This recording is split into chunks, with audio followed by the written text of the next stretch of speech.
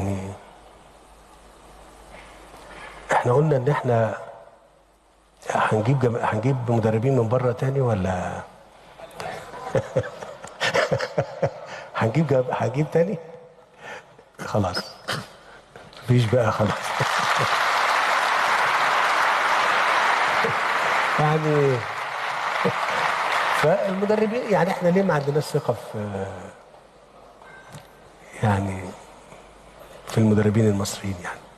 فاحنا قلنا الدكتور اشرف بنقول له هتعمل ايه؟ قال لي لا يا فندم احنا ان شاء الله مش هنجيب مدربين اجانب تاني وهنكتفي بالمدربين المصريين ولازم ندي الفرصة.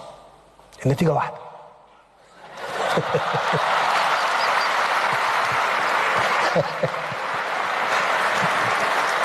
بس بمدرب وطني يا فندم ان شاء الله النتيجه تبقى احسن. طبعا مفيش كلام. انا بس بضحك معاكم ما قلتش نتيجه واحده، لا والله، لا لا لا ما اقصدش، لكن اقصد اقول يعني نتيجه.